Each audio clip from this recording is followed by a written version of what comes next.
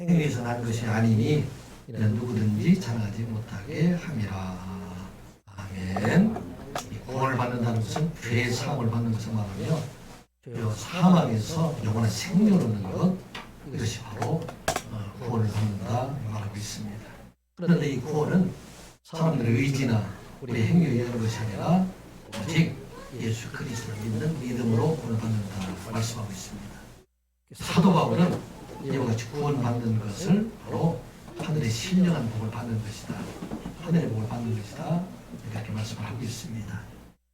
우리를 창세전에 하나님께서 예수 그리스도의 소리를 하나님의 아들로 택해 주시고 또 예수 그리스도의 십자가의 대속의 은혜로 우리의 모든 죄를 다 정결케 해주시고 또 성령 하나님을 통해서 우리를 부르시고 우리 입술로 주를 고백하게 하실 뿐만 아니라 우리를 하나님의 자녀로 인쳐주시고 이 땅 살아갈 동안에 성령님과 함께 우리 안에 예수 그리스도 하나님 함께 거하게 하심으로 하나님의 백성을 살아가게 하는 것, 이게 바로 신령한 복을 받은 자, 복을 받은 자의 삶이다, 이렇게 말씀하고 있습니다.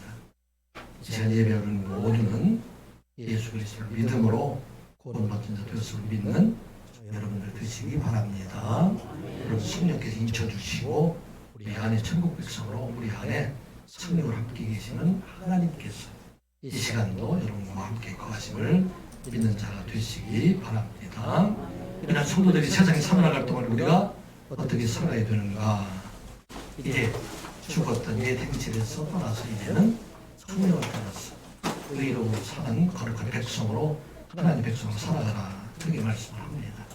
이거 4장 25절 계속해서 말씀하고 있는 것이 바로 우리 이 땅에 이제는 하나님의 백성이 되었으니 세상에 살지만 그러나 하나님의 백성으로 살아가는 자가 되라, 라는 말씀입니다.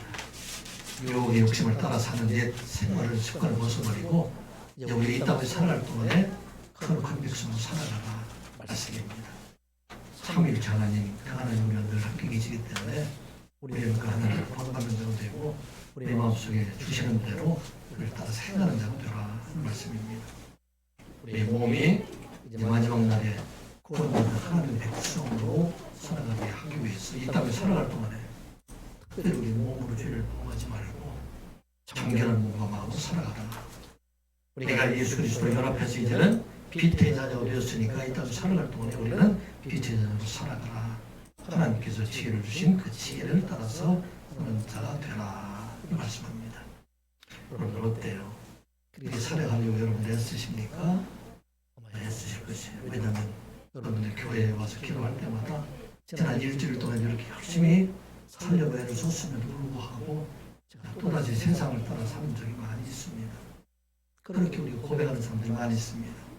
그래서 오늘 우리에게 주시는 말씀은 이제 이 세상으로 살아가는 것이 나의 의지나 나의 힘이 되는 것이 아니라 성령 충만함을 받아라, 그렇게 말씀하고 있습니다. 그래서 이제는 내가 사는 것이 아니라 내 속에 계신 예수 그리스도께서 살아가는 자로 살아가라, 그렇게 우리를 권면하고 있습니다. 갈라디아서 2장 20절의 말씀이죠. 내가 그리스도와 함께 십자가에 못 박혔나니 그런즉 이제는 내가 사는 것이 아니요 오직 내 안에 그리스도께서 사신 것이라. 이제 내가 육체 가운데 사는 것은 나를 사랑하사 나를 위하여 자기를 보내신 하나님의 아들을 믿는 믿음 안에서 사는 것이라. 아멘. 그래서 내가 사는 것이 아니라 이제는 내 안에 사신 계신 그리스도께서 살아가게 하신다 하는 말씀입니다. 그런데 그렇기 때문에 우리에게 이 권면의 말씀을 하기 위해서 먼저 술 취하지 말라. 술 취하지 말고 오늘 18절의 말씀을 보면 술 취하지 말고 오직 성령으로 충만함을 받으라, 그렇게 말씀하고 있어요. 여러분들은 술을 잘 안 들기 때문에 잘 모르지만 술을 잘 드는 분들은 그 술에 의해서 지배를 받고 살아가는 걸 보게 됩니다. 내 의지와 상관없이 술에 따라 살아가는 사람들. 그래서 이 술의 통제를 받는 것처럼 성령에 충만한 사람들은 이제는 성령의 통제 아래, 성령의 지배 아래 내 속에 있는 내 의지가 아니라 성령에 따라 살아가는 자가 되게 하신다, 그런 말씀을 하고 있습니다. 여러분들 성령 받았습니까? 성령 받았습니까? 여러분 다 성령 받은 사람들이에요. 우리가 예수 그리스도를 주로 고백하면 우리를 하나님의 자녀 성령으로 인치셔서 하나님의 백성으로 삼아주시고 우리 안에 이제 성령께서 함께 계시는 자로 살게 하셨다는 말씀입니다. 그런데 성령 충만하게 살아간다는 이야기는 이제 이 땅에 살아갈 동안 다른 사람이 저 사람은 예수 믿는 사람이다 그렇게 알려주라 그런 얘기예요. 속으로만 예수 믿지 말고 많은 사람들이 볼 때 저 사람을 저 사람은 예수 미쳤구나, 예수에 따라 사는 사람이라구나, 이와 같은 삶을 살아가는 사람들, 이 사람들이 바로 성령 충만한 자이다 하는 말씀입니다. 그래서 우리를 성령이 가진 자로 살아가는 것뿐만 아니라 성령이 넘치는 자가 되어서 이 땅을 살아갈 동안에 저 사람 옛사람이 아니라 이제는 새로운 사람으로 살아가는 자가 되라. 그 성령 충만한 증거가 어떤 증거인가? 그것은 진실로 하나님 앞에 시와 찬송과 신앙하는 노래들로 하나님을 찬양하는 사람입니다. 서로 살아가는데 이 찬양을 우리가 기쁜 마음으로 다 하나님 앞에 부르는 사람. 찬양은 누가 주는 것입니까? 내 의지대로 되는 것이 아니라 이 찬양은 하나님께서 성령을 통해서 우리에게 주시는 것이다. 그래서 준비 찬양하면서도 이 시간 하나님 찬양하며 우리 모두가 마음을 하나 되는 시간, 이것이 바로 성령 충만의 증거이고, 또 성령 충만의 증거는 하나님 앞에 예배를 사모하는 자, 예배를 통해서 온전히 자기 자신을 드리고 있는 사람들, 이 사람들이 바로 성령 충만의 증거이다 그런 것입니다. 그 사람은 예배가 이 시간 한 시간 끝나는 것이 아니라 세상에 나아가서도 그의 삶을 통해서 삶을 온전히 예배드리는 사람, 이 사람이 바로 성령 충만한 자이다 그런 말씀입니다. 그 말씀 19절의 말씀이죠. 시와 찬송과 신령한 노래들로 서로 화답하고 너희 마음으로 주께 노래하며 찬송하라. 이와 같은 삶을 살아가는 사람들이 성령 충만한 자이다 말하고 있습니다. 또 성령 충만한 자의 두 번째 증거는 지난주에 어떻게 말씀드렸습니까? 범사에 우리 주 예수 그리스도 이름으로 누구에게 항상 아버지 하나님께 감사하는 자가 되라 그런 말씀입니다. 성령 충만한 사람들은 범사는 얘기는 예외가 없다는 얘기예요. 모든 일들이 슬플 때나 기쁠 때나 어떤 때나 이 모든 것을 지금 나에게 주신 분이 바로 하나님이심을 인정하는 것입니다. 그리고 그 하나님께서는 반드시 택한 자들에게 선한 것을 주시는 하나님이신 것을 인정하게 될 때, 여러분 내가 어려움 속에 있다 할지라도 슬픔 속에 있다 할지라도 이 모든 과정을 통해서 우리 하나님께서는 반드시 나에게 선한 것, 그것을 주시는 분이심을 알기 때문에 그 상황에서도 감사하는 자가 된다. 그것을 말씀입니다. 선한 것이 무엇일까요? 그게 바로 신령한 복이에요. 우리에게 오늘 생명을 주시고 이 땅 위에서뿐만 아니라 영원 하나님의 백성으로 살아가게 하는 것, 이것이 바로 성령 충만한 자의 삶이다. 그런데 이 성령 충만은 누가 받을 수가 있을까요? 성령 충만은 구하는 자들에게 주시겠다 그렇게 약속을 합니다. 믿는 자들에게는 하나님께서 그 믿음을 통해서 우리에게 성령을 인쳐주시고 우리 백성으로 살아가게 하셨지만, 이제 성령 충만해서 하나님의 백성으로 살아가게 하는 자들은 하나님 앞에 구하는 자들에게 성령 충만을 주시겠다 약속합니다. 누가복음 11장 13절 너희가 악할지라도 좋은 것을 자식에게 줄 줄 알거든 하물며 너희 하늘 아버지께서 구하는 자들에게 성령을 주시지 않겠느냐 하시니라. 누가 하신 말씀이죠? 예수님께서 하신 말씀이에요. 그런데 같은 예수님의 말씀인데 마태복음에서는 그의 복음서에서 마태는 구하는 자들에게 좋은 것을 주시겠다 그렇게 기록을 하고 있는데, 누가복음에서는 누가는 이것을 성령이라고 말하고 있어요. 누가는 사도 바울과 함께 제2차 전도여행에 함께 했던 사람이에요. 소아시아를 따라서 마게도니아, 고린도 온 세상에 나가서 복음을 전하게 될 때 그 가는 곳마다 하나님의 놀라운 성령의 역사를 눈으로 보았어요. 복음이 전파되는 곳마다 이 복음을 받는 사람마다 변화가 되고 병든 자들이 고침을 받고 죽은 자들이 살아나고 옥문이 열리고 그것이 복음을 전하는 놀라운 것을 보고 이것을 이루는 것이 바로 성령이다 그래서 하나님 앞에 구하는 자들 그들에게 좋은 것으로 성령을 주시겠다 말씀합니다. 이 시간 예배는 우리 모두가 날마다 성령 충만하고 구하는 여러분들 되시기 바랍니다. 우리 하나님께서 구하는 것을 반드시 주시겠다 약속하셨습니다. 그런데 오늘 본문에 이어진 말씀은 이제 성령 충만한 사람이 또 놀라운 변화가 생기게 되는데 그 변화는 새로운 인간관계를 세워가게 하신다 하는 말씀입니다. 이 땅의 모든 사람들의 만남인데 이 만남의 관계를 성령 안에 있는 사람들은 새로운 관계로 세워가게 하신다 하는 말씀입니다. 대표적인 관계가 어떤 관계일까요? 가정에 있는 남편과 아내의 부부 간의 관계이고 또 가정 안에서 부모와 자녀의 관계이고 또 총과 상전 간의 관계 그리고 친구와 이웃과의 관계를 말하고 있습니다. 그래서 이 모든 관계를 새롭게 변화시켜 주신다 하는 말씀입니다. 이 세상의 모든 어려움과 전쟁과 이 모든 것들이 다 어디에서 옵니까? 깨어진 관계에서 오게 된 것을 보게 됩니다. 이 땅의 폭력과 자살과 또 질병과 스트레스와 모든 것들 이게 바른 관계가 세워지지 않기 때문에 올바른 사회적인 관계가 되지 않기 때문에 이 일로 인해서 온 세상에 고통의 소리, 어려움의 소리가 나고 이와 같은 속에서 있게 된다는 말씀입니다. 정말 안타까운 통계를 보면 2021년도 결혼한 건수가 10만 3천 건인데 이혼한 건수가 10만 2천 건이에요. 22년도에는 결혼한 건수가 19만 2천인데 이혼한 건수가 9만 3천 건이 됩니다. 거의 절반 정도가 이렇게 이혼해 있는 것을 보게 됩니다. 하나님께서 아름다운 가정을 세웠음에도 불구하고 그 안에 온전한 관계가 세워지지 못하게 되니까 많은 사람들이 이와 같이 어려움을 당하게 된 것을 보게 됩니다. 이 충격으로 인해서 가정에 있는 부부간의 어려움뿐만 아니라 사실은 이 부부들 원만한 부부관계가 되지 못하기 때문에 더 큰 고통을 당하고 있는 사람은 자녀들입니다. 자녀들이 이 일로 인해서 무서워하고 좌절하고 또 방황하고 아파하고 있는 사람들 이런 사람들 많이 와서 보게 됩니다.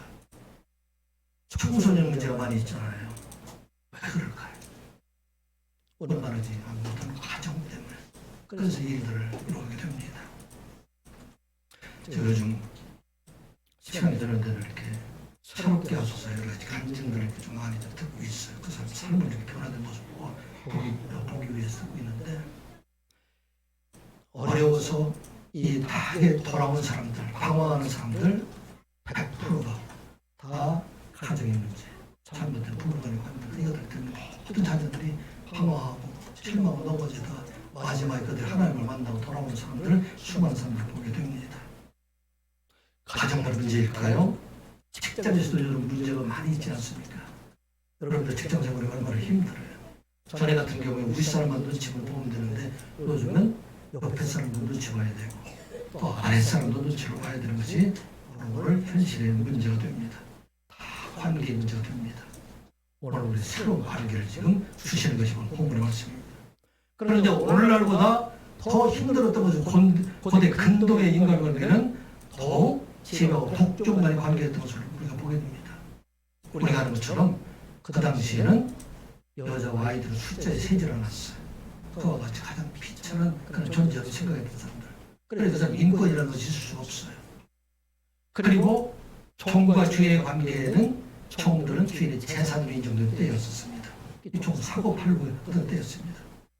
사람이 인데도 불구하고 인격적인 존재가 취급되지 않은 그때가 바로 이때입니다.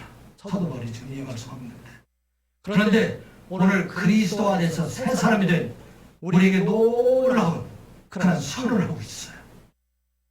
이제는 성령 충만한 자가 이제는 이 세상에 살아나갈 동안에 지배와 복종관계가 아니라 이제 성령과 사랑의 관계로 변화시켜주는 것이 바로 21절의 말씀이에요. 그래서 오늘 이 말씀 너무나 귀하기 때문에 이 말씀 한 절 가지고 같이 나누고자 합니다. 21절 같이 한번 보겠습니다. 시작. 그리스도를 경외함으로 피차 복종하라. 아멘. 피차 복종하라는 얘기는 명령 분사로 되어 있어요. 이것은 내가 하고자 하는 것이 아니라 성령 충만한 사람들은 이와 같이 되어진다. 아주 수동태로 되어 있기 때문에 성령 충만한 사람들은 이와 같이 원만한 인간관계로 살아가게 한다는 얘기입니다. 내가 노력해서 되는 것이 아니라 내가 성령 충만한 자가 되면 이제는 피차 복종하는 자가 된다. 그리고 현재로 되어 있다는 얘기는 이것은 지금 시작하라 하는 말씀입니다. 이 복종하라 이 이야기는 두 단어가 이렇게 합성으로 되어 있어요. 여기는 피포라는 그런 단어가 들어있는데 이것은 아레나 하는 얘기가 있고 하소라는 얘기가 있는데 이것은 정론하다, 해열하다, 장소를 정하다 그런 얘기가 됩니다.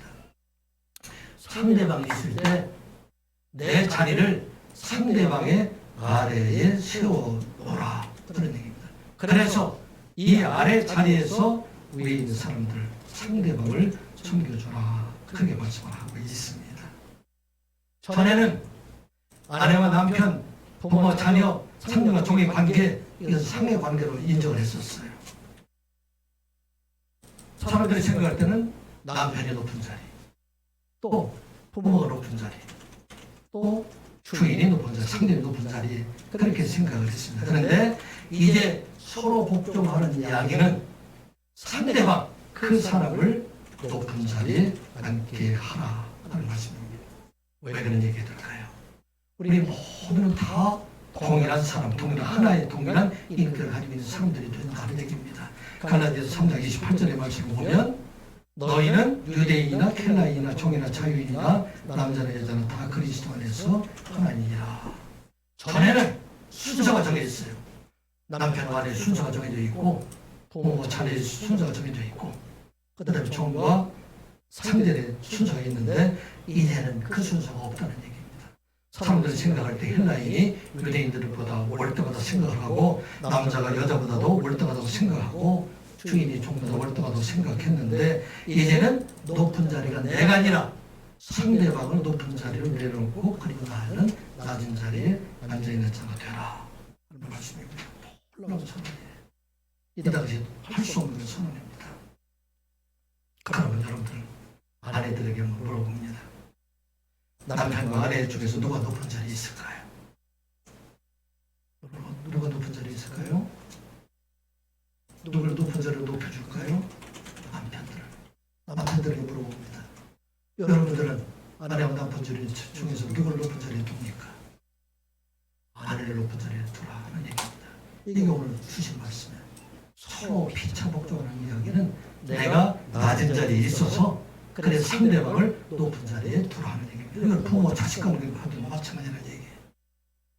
자식들이 낮은 자리에 있는 것이 아니라 부모의 입장에서는 자녀들을 높은 자리에 두고 또 자녀의 입장에서는 부모를 높은 자리에 두라 하는 것을 말하고 있는 것입니다. 이제 이 복종이 강함이나 이런 것들에 의해서 되는 것이 아니라 스스로 내가 낮은 자리에 들어서 상대방을 높여주는 것 이게 바로 복종이다 하는 말씀입니다. 전에는 복종이라는 힘으로 누른다는 얘기가 되지만 거꾸로 이제는 이 복종이라는 것은 내가 낮은 자리가 되어서 상대방을 섬기는 자가 되라 하는 것을 말하고 있어요. 왜 세상에 문제가 되고 있어요? 다 주도권 다툼, 내가 높은 자리에 서려고 하기 때문에 결혼하면서부터 서로가 누가 주도권을 잡느냐 때문에 처음부터 이런 어려움을 가지고 있는 사람들 얼마나 참 많이 있습니까? 자녀들 인격적으로 대하지 못하고 부모의 정서관계로 생각을 해서 그 자녀들을 학대하고 심지어 버려버리는 일들 이게 높구나지는 관계가 그렇게 하는 게 얼마나 많이 있습니까? 기업의 CEO나 기업의 상사들이 부업직을 자기 마음대로 다뤄도 된다고 그렇게 직장 괴롭고 많은 사람들 힘들게 하는 경우가 정말 얼마나 많이 있습니까? 정치하는 사람들 다 자기가 높은 자리로 앉기 위해서 서로 다투고 성령을 인정하지 못하는 것들 이런 것들이 세상의 모습들이다 하는 것입니다. 그런데 오늘 놀라운 변화를 주는 것은 이제는 서로 복종하는 자가 되라 그렇게 지금 말씀하고 있는 것입니다. 어떻게 될 수 있어요? 이것은 내가 내 뜻으로 하는 것이 아니라 오늘 그리스도를 경외함으로 이 일을 이루어가라 하는 말씀입니다. 그리스도가 가진 그 삶을 본받아서 그래서 우리가 이 일을 이루어가라 하는 말씀입니다. 영어로 보면 submit to one another 서로 복종하는 자가 되라. 어떻게?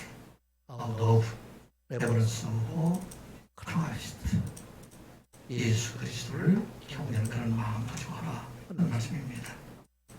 내가 이것을 스스로 하려고 하면 아무리 해도 되돌아서면 원위치 되고 되돌아서면 원위치가 되니까 이것을 예수 그리스도를 본받는 자, 여기 예수를 경외한다는 얘기는 예수 그리스도에 대한 두려움을 가지고 예수 그리스도가 가지고 있는 그 위엄과 사랑에 대한 존경심을 가지고 날마다 그 본이나 압도되어서 예수님 사랑을 따라 살아가는 자가 될 때에 우리는 이 땅에 살아갈 동안에 서로 존중하는 사람, 서로 복종하는 사람들이 될 수가 있다 하는 말씀입니다.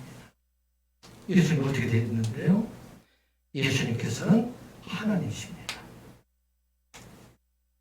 우리는 인간인데 하나님이신 예수 그리스도께서 인간인 사람들에게 대하신 것처럼 그렇게 우리도 이 땅의 모든 사람들, 그 사람들을 대하는 자가 되라 하는 말씀입니다.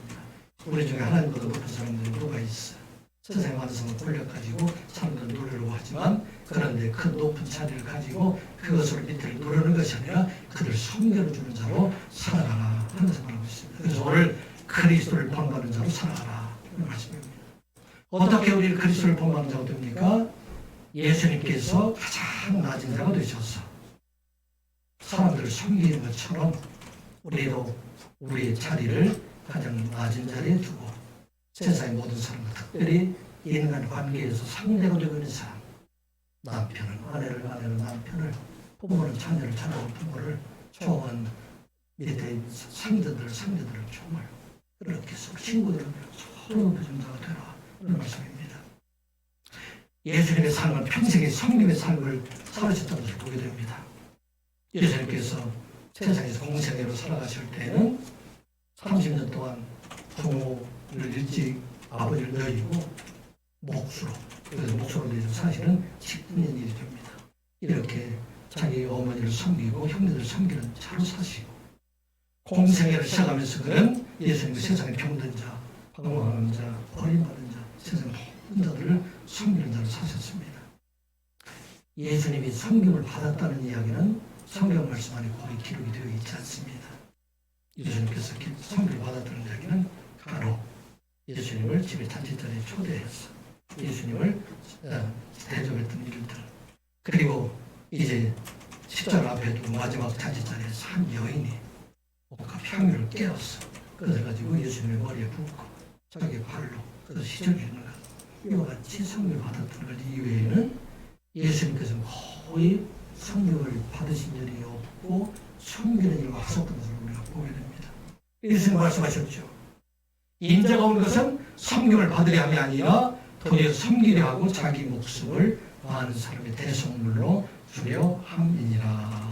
아멘. 예수님께서 세상에 오신 그 목적이 하나님인데 하나님도 높은 사람이 누가 있어요? 가장 높은 분인데 그분이 세상에 오신 것은 세상에 가장 낮은 자들, 이 사람들을 섬기는 자로 세상에 오셨다 하는 말씀입니다. 예수님의 성육신은 이와 같이 가장 높은 자가 가장 낮은 자가 되었다 하는 말씀입니다.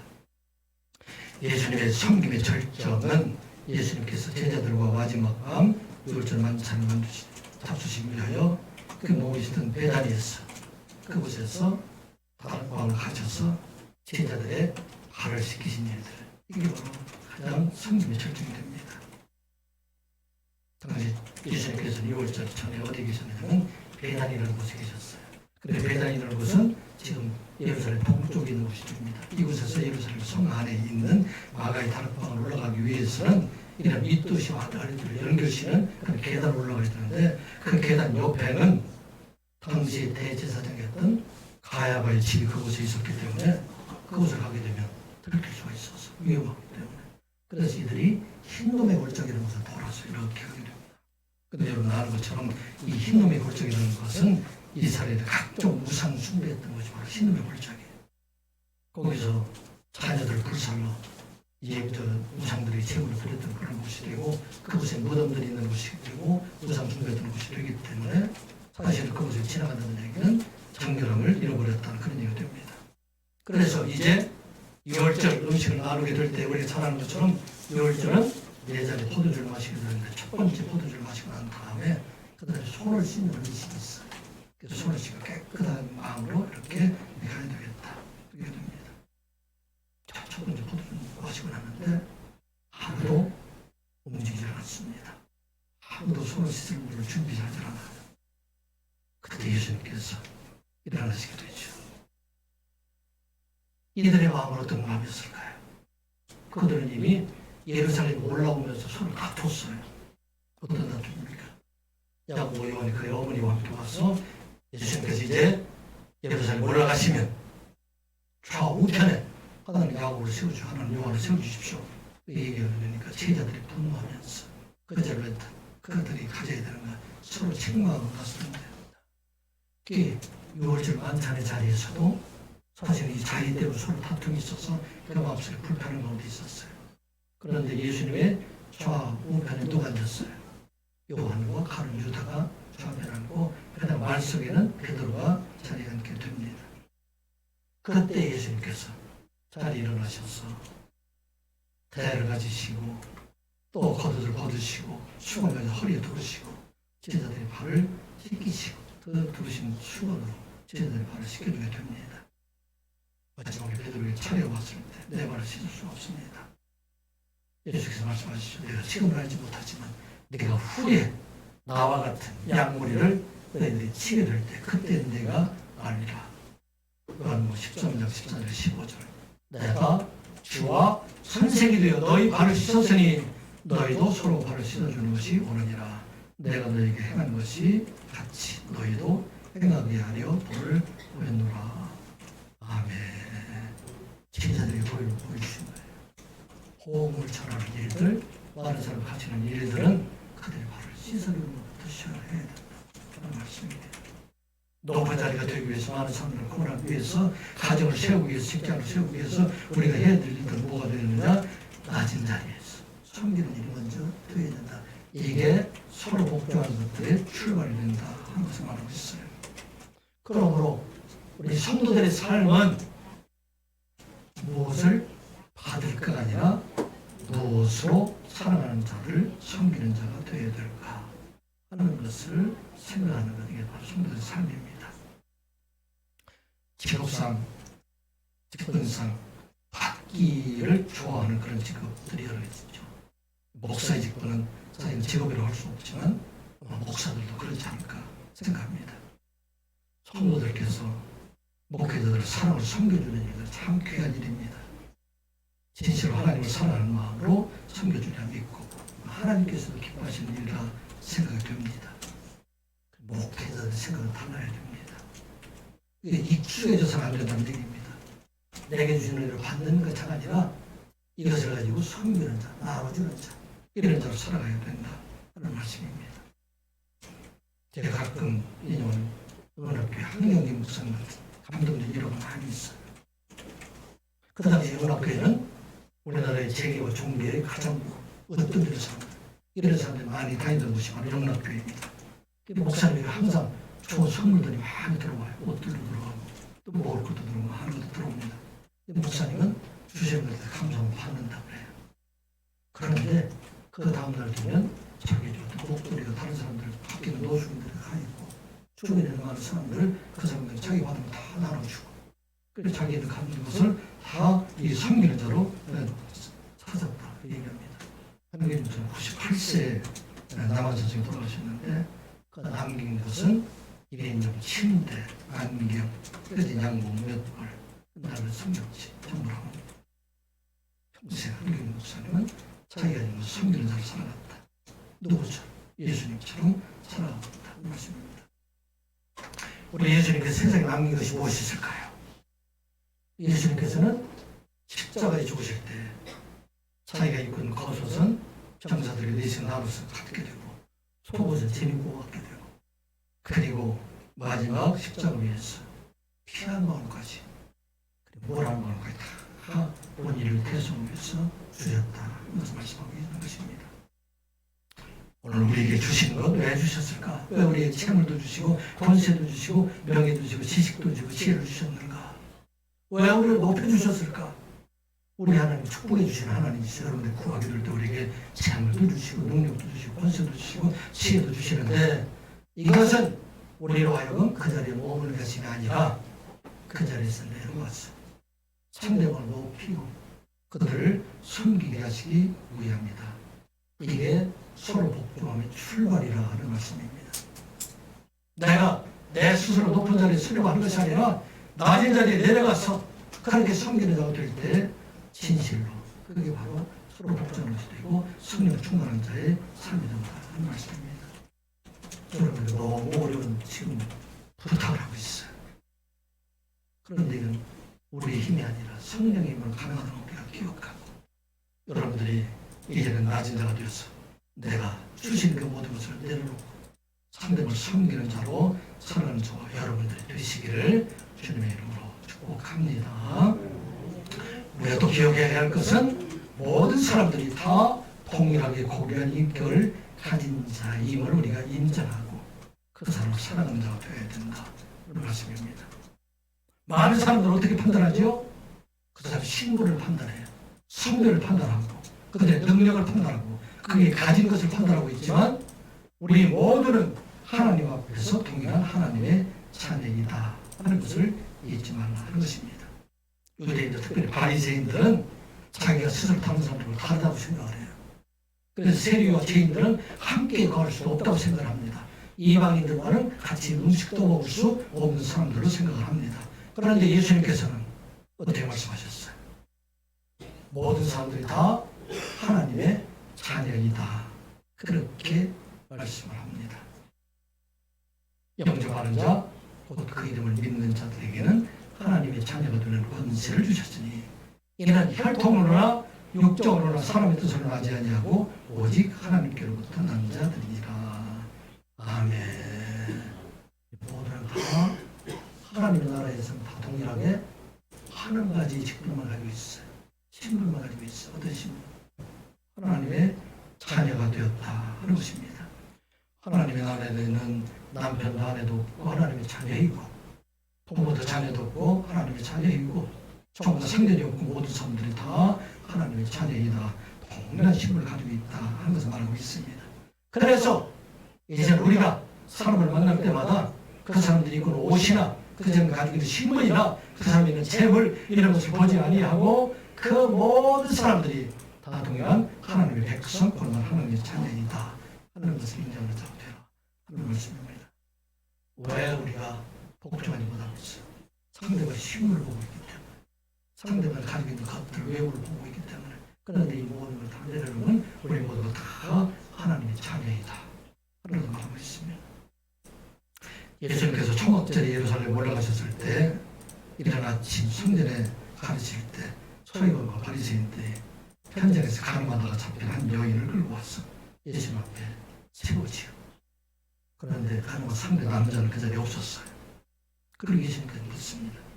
모세의 율법에 이와 같은 여자들은 돌로 치라고 말을 했는데 선생님은 어떻게 말하겠습니까? 이 얘기를 듣고 지금 예수님께서는 머리를 숙여서 땅에 뭔가 쓰시고 그리고 얼마 후에 너희 중에 죄 없는 자가 돌로 치라 말하였습니다. 이 말을 듣고 양심을 가치를 느껴서 어린롤부터 시작해서 어린아이까지 다 하나씩 다 통하고 이제 예수가 그 여자 만나게 됩니다. 예수가 너를 고발하던 그 사람이 어디 있느냐, 너를 정죄한 자가 어디 있느냐. 그때 묻습니다. 없나이다. 예수께서 이르시되 나도 너를 정죄하지 아니하노니 다시는 가서 범죄하지 말라. 아멘. 그 당시에 바리새인과 서기 사람들이 이 사람을 죽일 사람을 생각, 세상에 살아나지 못하는 사람이라고 생각하지만 예수님께서 가장 불쌍한 사람, 가장 귀한 사람, 하나님께서 가장 기다리는 사람들이다 하는 말씀입니다. 여러분들 얼마나 세상에 사는 날 동안 많은 사람들을 정죄하고 있어요. 나와 신분이 다르다고 해서 정죄하는 사람 얼마나 많이 있습니까? 나와 생각이 다르다고 해서 그들의 행위가 악하다고 해서 죄인이라고 해서 그들을 정죄하는 사람들 얼마나 많이 있습니까? 많은 사람들이 지금 제 가운데 살아가고 있다고 해서 그들을 정죄하고 있는 사람들 얼마나 많이 있습니까? 그런데 오늘 우리에게 주신 말씀은 모두가 다 동일한 인격을 가진 사람들이다 하는 말씀입니다. 한 교회 안에서 진보와 보수가 나눠서 서로 다르다고 해서 싸우는 게 얼마나 많이 있어요. 오늘 우리에게 주신 말씀 동일한 하나님의 자녀이고 동일한 하나님의 신분을 가진 자이다 그래서 말씀하고 있습니다. 그래서 이제 오히려 누굴 더 사랑하시느냐? 하나님께서는 더 연약한 사람들, 더 낮은 사람들, 이 사람들을 더 사랑하시는 하나님이시다.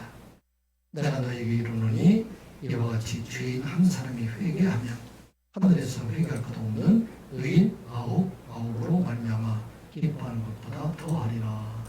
아멘. 우리 하나님은 누구를 더 기뻐해요? 내가 의인이라고 생각하는 사람들, 나는 잘났다고 생각하는 사람, 나는 저와 같이 할 수 없다고 생각하는 99보다도 나는 죄인입니다. 나는 연약한 자입니다. 나는 하나님 앞에 나올 수 없는 자입니다. 이렇게 낮은 자들, 세상 사람들이 비난하고 조롱하고 쳐져오는 사람들, 이 사람들을 더 좋아하시는 하나님이시다 하는 말씀입니다. 요즘 제가 이렇게 인터넷에서 이렇게 보는 중에 사측하라는 그 랩 가수가 있더라고요. 얼굴에 이렇게 탁도 이렇게 문신도 하고, 근데 그 사람이 변해서 예술 영접하고 난 다음에 돌려 변해서 하나님을 찬양하는 사람, 이렇게 바뀌어서 보게 됩니다.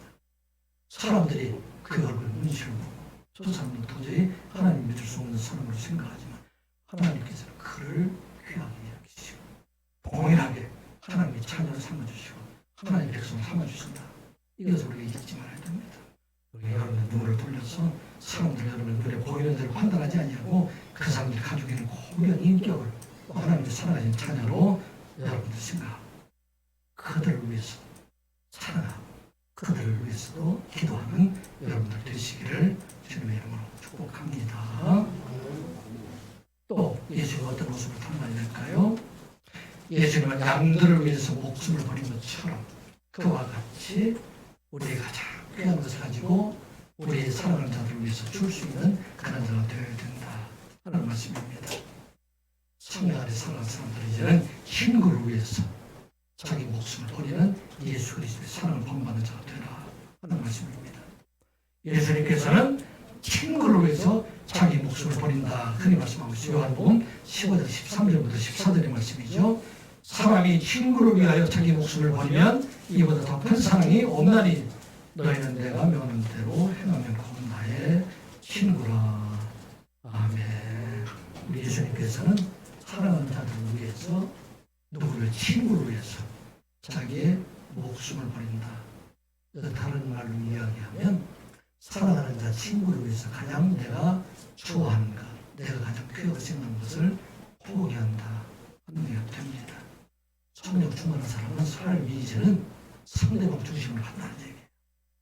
나 중심으로 하면 도저히 용서하지 못했던 그런 일들이 예전에 예수 그리스도를 본받게 되면 예수 그리스도께서 모든 사람들 위해서 죽으신 것처럼 생명을 살리신 것처럼 우리도 그와 같은 삶을 살아가게 하신다 말하고 있습니다.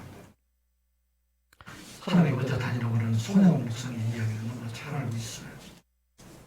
야외에는 아주 촌에서 세상 사람들이 다 버린 그런 나와 환자를 그들을 극진히 사랑하고 그들을 위해서 끝까지 목회를 평생 목회하셨어요.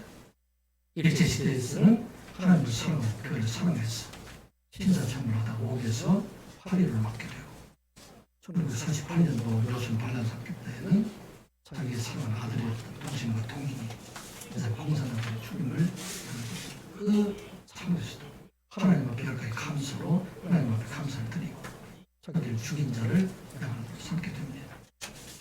그리고 6.25가 일어나자 이 손양 목사 나는 결국 예양원에 있는 삶을 떠날 수가 없다. 이 삶을 지켜야 된다. 그렇게 생각하게 됩니다. 거인들이 말리죠. 잠시 피난 갔다 돌아오면 우리가 기다리겠습니다. 돌아오십시오. 그러나 배를 타고 태우서 이 손양 목사님을 배에다 끌어 태우면 그것을 다시 빠져나오고 그것을 이렇게 되고 심지어 자기 양아들이었던 그 사람이 와서 제발 피난 가라 그렇게 얘기했음에도 불구하고 그것을 끝까지 얘기를 들이다가 1950년 9월 13일 날 서울 수복을 15일 앞두고 공산당에 잡혀서 여수에는 밀병 파수원에서 48세의 일기로 총살당을 죽게 됩니다. 온 인을 사랑하신 예수님께서 온 인을 백성들을 위해서 자기 목숨을 버린 것처럼 자기 사랑하는 양 때 어떻게 보면 세상에 가장 버림받은 사람들이잖아요. 나아간 자들. 이 사람들을 곁을 떠나지 않아요. 그들을 사랑하는 마음으로 자기 목숨을 버리는 것을 보게 됩니다. 여러분들은 가장 사랑하는 자들 위해서 무엇을 포기하고 있습니까? 무엇을 버리고 있어요? 남편을 위해서 무엇을 포기하고, 아내를 위해서 여러분들 무엇을 포기하고, 자녀들을 위해서 무엇을 포기하고, 부모를 위해서 무엇을 포기하고 있는가? 오늘 우리에게 주신 말씀, 새로운 관계를 우리가 가져야 된다 말하고 있어요. 전에는 복종의 관계가 지배의 관계였지만 이제는 섬김의 관계로 바뀌어졌다 말하고 있어요. 전에는 이 복종이라는 것이 억지나 계약의 관계로 이루어졌다면 이제는 이 복종이라는 것이 사랑의 관계로 우리가 변화되어야 되고, 이것을 통해서 공동체, 여러분들 가정을 살리고 교회를 살리고 여러분 직장을 살리는 일들이 이루어져야 한다는 말씀입니다. 혼돈에 깨어지는 소리가 들리고 있어요. 아픔의 소리가 들리고 있어요. 가정이 깨어서 아파지고, 사회가 깨어져서 아파지고, 많은 사람들 서로 다투고 싸우는 이런 관계에 살아오고 있다. 그런데 오늘 우리에게 주신 놀라운 선언이에요. 그리스도를 경외함으로 피차 복종하라. 이것은 억지에 관계 아니라 이제 스스로를 낮은 자리에 앉게 하고 성당을 높여서 그를 숨김으로 이제 모두 사랑 안에서 하나 되는 것. 이게 바로 에덴 동산을 회복하는 과정이다. 이 말씀입니다. 여러분들의 가정이 서로 복종하는 가정이 되어서 하나님의 사랑을 회복하는 그런 가정이 되시기 바랍니다. 여러분들 직장에서 서로 사랑하게 되어서 직장을 회복하고 우리 교회를 회복하고 우리 교회가 이제 하나 되어서 참으로 갈등으로 시달린 지금 갈등 속에 휘말려 있는 이 나라를 구하는 교회로 돌아가시기를 주님의 이름으로 축복합니다. 기도합니다. 아버지 하나님, 오늘도 하나님 말씀을 듣게 하여 주시니 감사드리옵나이다. 성령 충만한 자가 되게 하여 주시옵소서. 하나님 앞에 온전히 예배하고 감사하며 피차 복종하여 하나님의 나라를 이 땅에 이루어 가게 하여 주시옵소서. 예수님의 이름으로 기도드리옵나이다. 아멘.